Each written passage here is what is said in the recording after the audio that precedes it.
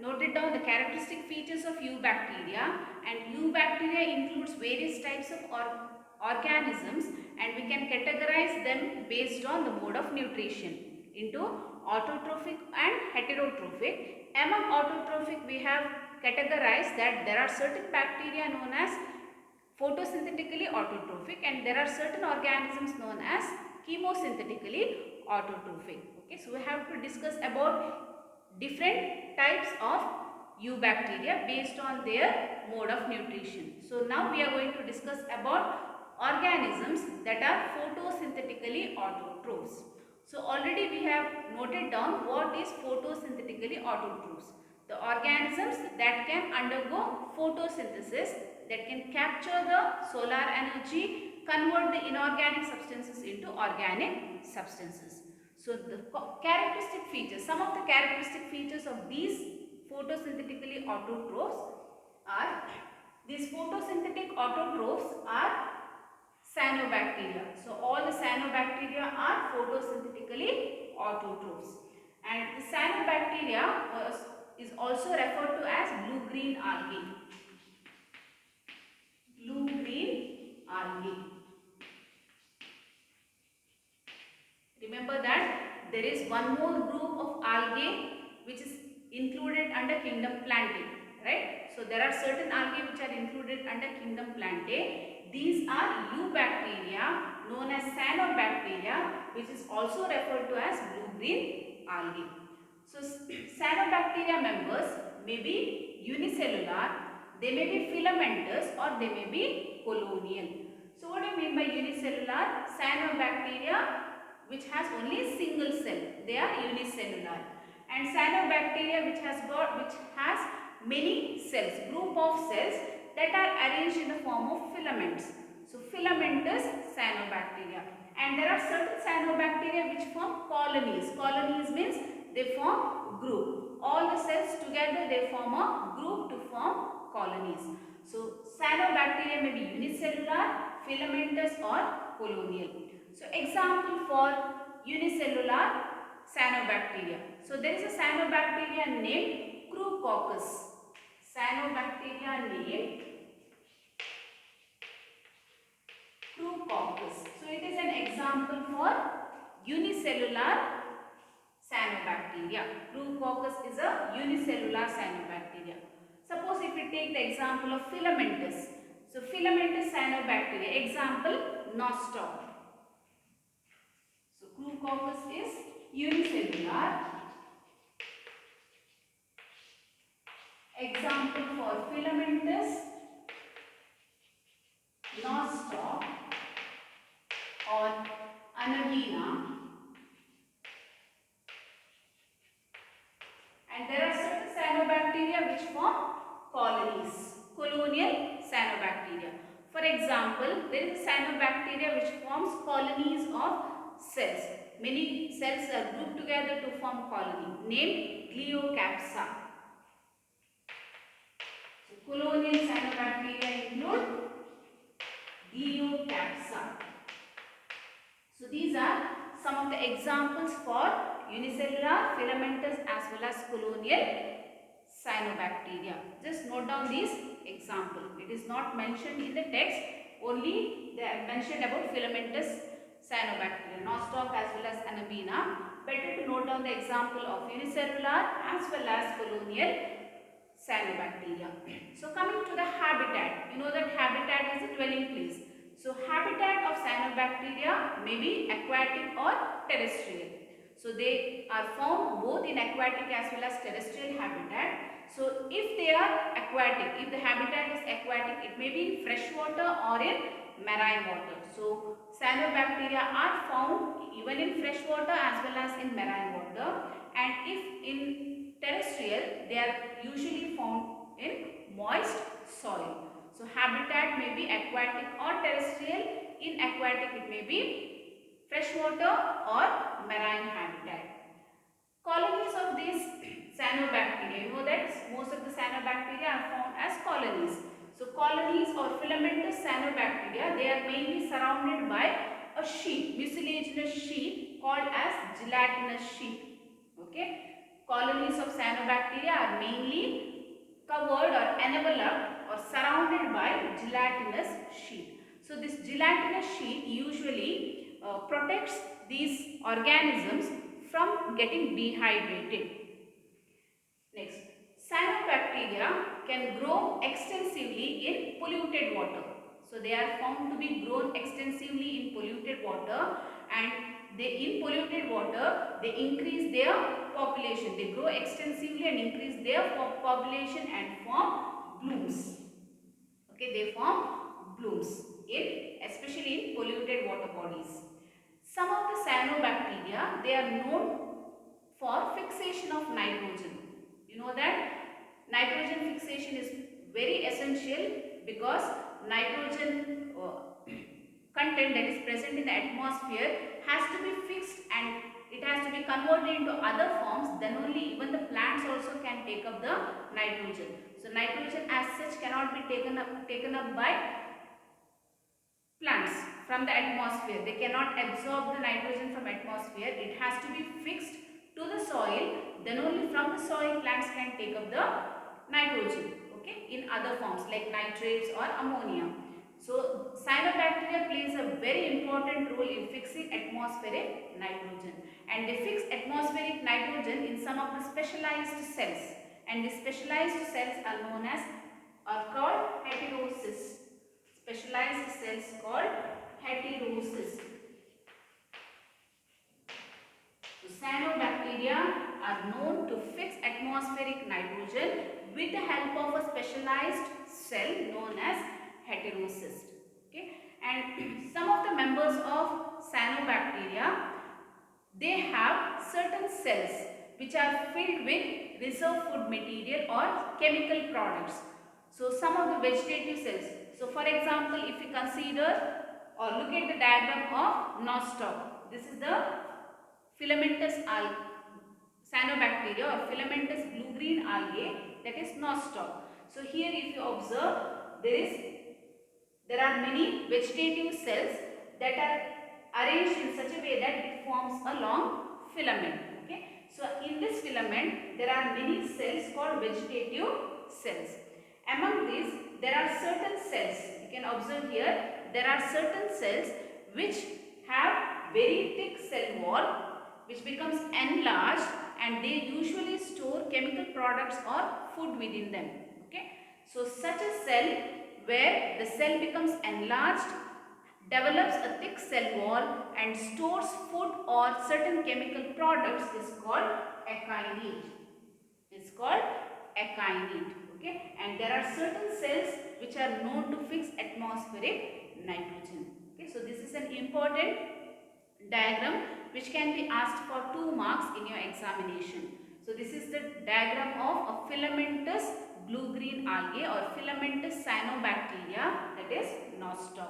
And if you observe here, there are many vegetative cells and there are certain cells which are specialized to fix atmospheric nitrogen known as heterocysts, and there are certain cells which have become enlarged, have thick cell wall and stores food as well as chemical products known as akinete, and the entire filament is covered by mucilage or mucilaginous sheet or gelatinous sheet, and this mainly helps the organism from getting dehydrated, or it protects the organism from getting dehydrated.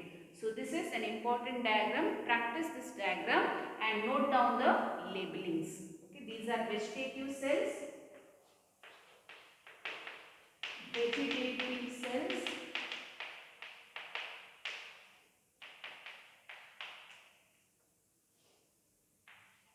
These are heterocysts, mucilaginous sheet around the filamentous cyanobacteria, akinetes. Okay, and remember that diagrams in biology should have labeling, and you have to remember that whenever you are labeling the diagram, better if you label the diagram towards one side. It looks very neat and it gives a good impression, and always label the diagram with capitals. Okay, so this is the diagram of Nostoc, a filamentous cyanobacteria. So we have discussed about cyanobacteria, especially the photosynthetic autotrophs, so which can undergo photosynthesis. And you know that these cyanobacteria are similar to plants. Cyanobacteria are similar to green plants because the similarity is mainly based on the pigment. How the green plants have got a pigment, that is chlorophyll A, in their cells, same way the blue-green algae or cyanobacteria has a pigment chlorophyll A. Chlorophyll A. In addition to chlorophyll A, there are various other pigments. So because of presence of chlorophyll A pigment, they are similar to plants. So you have to note it down. Blue-green algae or cyanobacteria are similar to plants because of presence of photosynthetic pigments like chlorophyll A. So because of presence of photosynthetic pigment like chlorophyll A, they are able to undergo photosynthesis. And you know that during photosynthesis, inorganic substances like carbon dioxide, water is taken, and with the help of sunlight, by trapping the light energy, they convert carbon dioxide and water into glucose, right, with the release of oxygen. Okay, so this is about photosynthetic autotrophs. So next, let us discuss about chemosynthetic autotrophs. Autotrophs are those eubacteria or bacteria that are not dependent on light as source of energy. So they do not require light as source of energy. And these bacteria doesn't have any photosynthetic pigments, but still they undergo photosynthesis. So what mode of photosynthesis they undergo, and from where do they get the energy?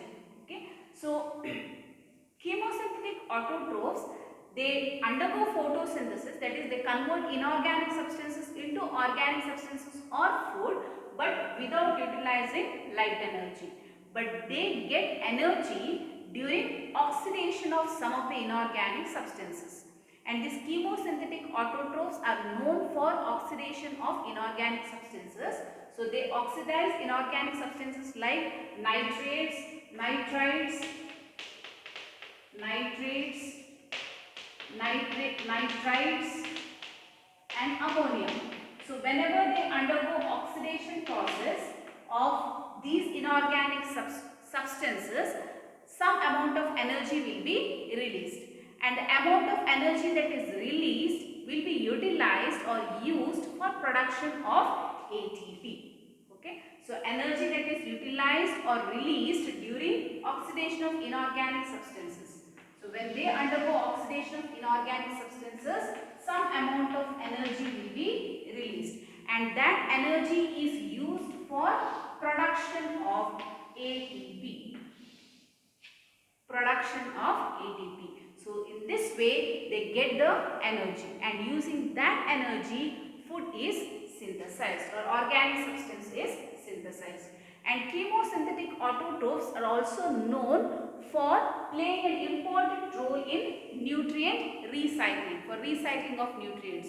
Already in class 10th you have studied about some of the biogeochemical cycle or nutrient cycling, right? Nutrients usually flow, or nutrients usually get transferred from abiotic to biotic components, and there will be continuous recycling of nutrients in nature, right? So how this recycling of nutrients takes place? By various activities, and chemosynthetic autotrophs play a very important role in recycling of nutrients, especially in recycling of some of the nutrients like phosphorus, in nutrient cycling like nitrogen cycle, iron and even sulfur. So during recycling or nutrient cycling of phosphorus cycle, nitrogen cycle, iron or sulfur cycle, these chemosynthetic autotrophs play an important role. Okay. Trophic bacteria are those bacteria that cannot synthesize their own food. They have to depend on other organisms or other organic matter for their food. Okay.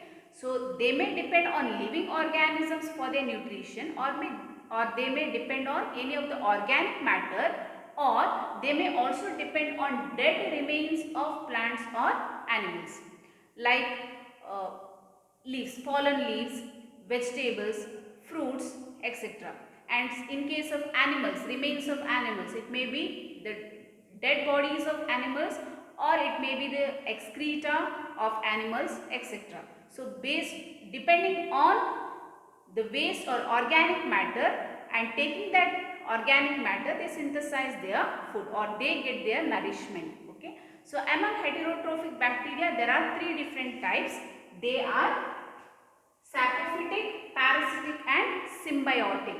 Okay, so saprophytic organisms are those that mainly depend on the organic matter or the remains of plants and animals. Okay, they may depend on animal excreta, they may depend on the dead bodies of plants or fallen leaves, vegetables, fruits, etc. So from these waste materials or from these materials they take up their nutrition.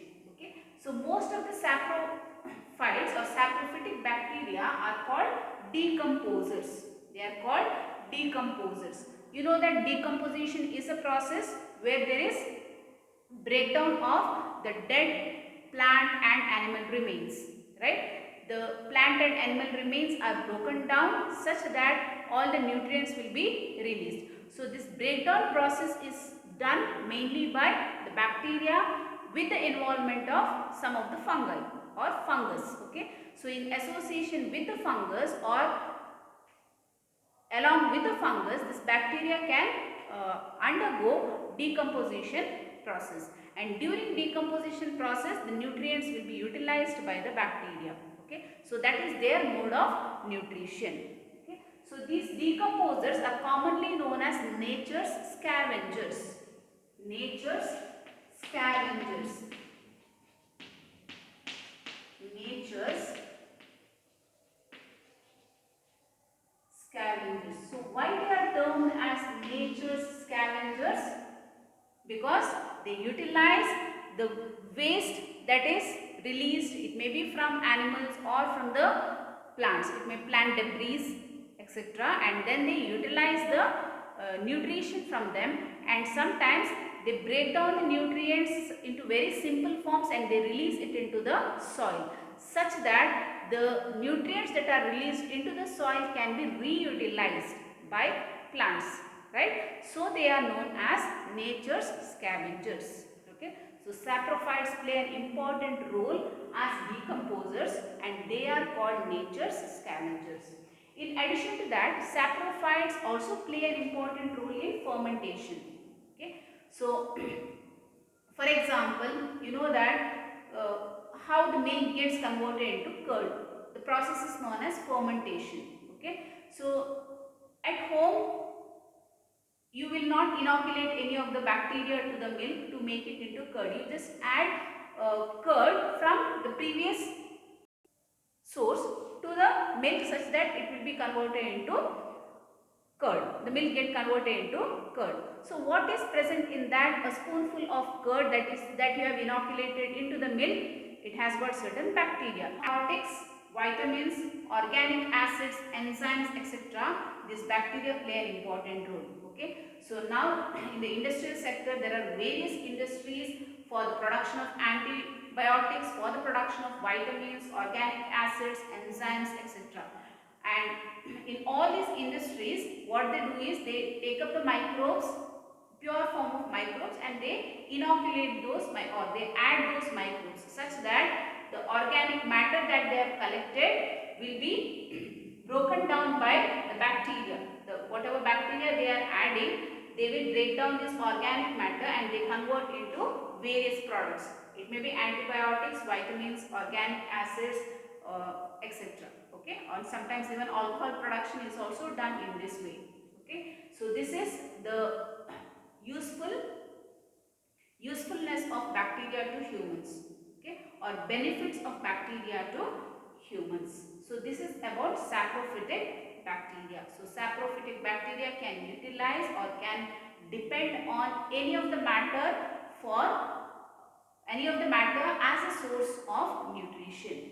Okay, so some of those matter may be animal remains, plant remains, fallen leaves, vegetables, fruits, etc.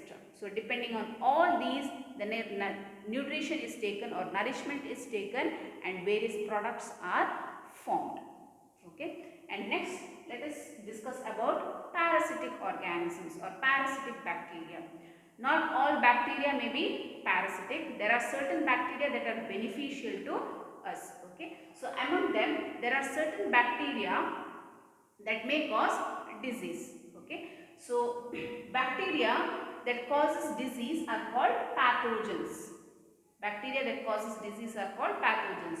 And you know that parasitic mode of nutrition is, or parasitic organisms are those that depend on another living organism for their nutrition. Okay, they depend on another living organism and they derive nutrition from that living organisms. Okay, so whenever they derive nutrition from that organism, sometimes the cells of the host organism may get damaged. Sometimes it may not be damaged. So this parasitic bacteria may or may not cause disease, but definitely they will derive nutrition from the organism on which they are dependent. Okay, we call those organisms as host organisms or host cells. So those organisms that cause disease are called pathogens. So pathogens may cause disease either to human beings, to farm animals, or to the crop plants or pets. So various types of diseases are caused by these pathogens. So some of the diseases caused by this pathogenic bacteria are cholera, typhoid, tetanus, leprosy, tuberculosis, syphilis, etc. These are very few of the examples or diseases I have mentioned here. There are many such diseases caused by pathogens or parasitic organisms or parasitic bacteria. Okay, so among this, cholera, typhoid, tetanus, leprosy, tuberculosis as well as syphilis is caused by or caused to humans. Okay, these are human diseases, human bacterial diseases. Whereas citrus canker as well as crown gall disease, citrus canker and crown gall disease is caused to plants. Next, let us discuss about symbiotic bacteria.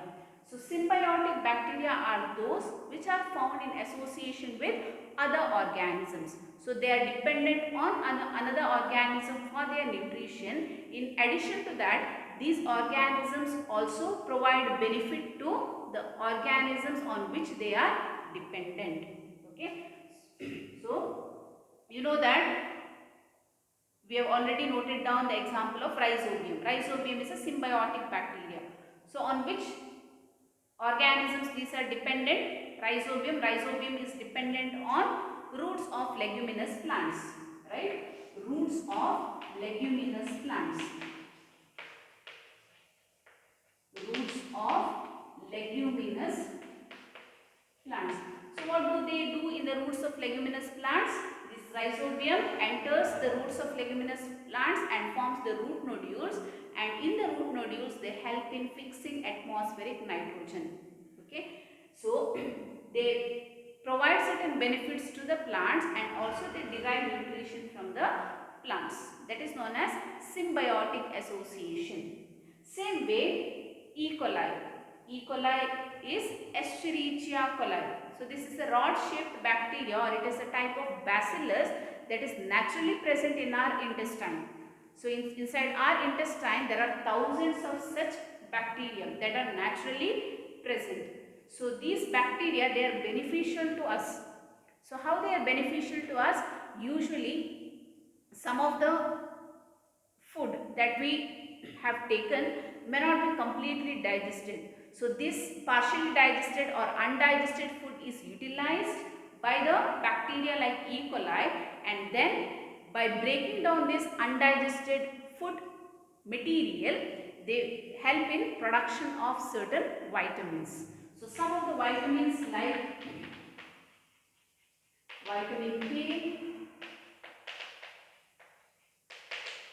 vitamin mainly helps in production of vitamin K as well as vitamin B.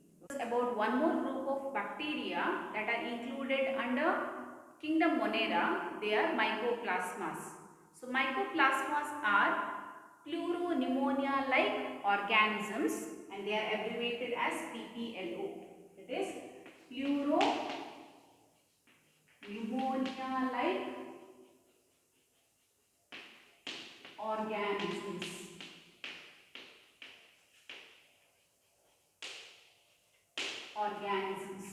And they are simplest and smallest living cells. Very simplest and smallest living cells. They generally can grow in absence of oxygen. Okay, so they can survive in absence of oxygen, and the mycoplasmas have been separated from other group of bacteria like archaebacteria or the eubacteria, because eubacteria has cell wall, archaebacteria has cell wall, but mycoplasmas completely lack cell wall. That is, cell wall is completely absent. So since the cell wall is completely absent, they show a property known as pleomorphism, or they are pleomorphic. Pleomorphic means since they do not have, the mycoplasmas do not have cell wall, they can change their shape. Okay, so this property of mycoplasmas which can change their shape because of absence of cell wall is known as pleomorphism, or it is termed as pleomorphic. So mycoplasmas are pleomorphic. They can change their shape because of absence of cell wall. And the mode of nutrition of mycoplasmas is heterotrophic, and among these, the majority of the mycoplasmas are parasites, or they are pathogenic. Pathogenic means disease causing. Pathogens are disease causing.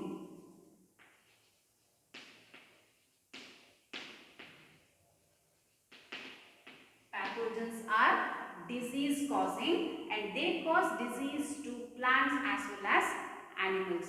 In animals, mainly they cause disease known as pleuropneumonia. They cause disease like pleuropneumonia in animals. Pleuropneumonia, especially in domestic animals like cattle. Domestic animals like cattle, and in case of plants, they cause disease like little leaf disease in case of brinjal.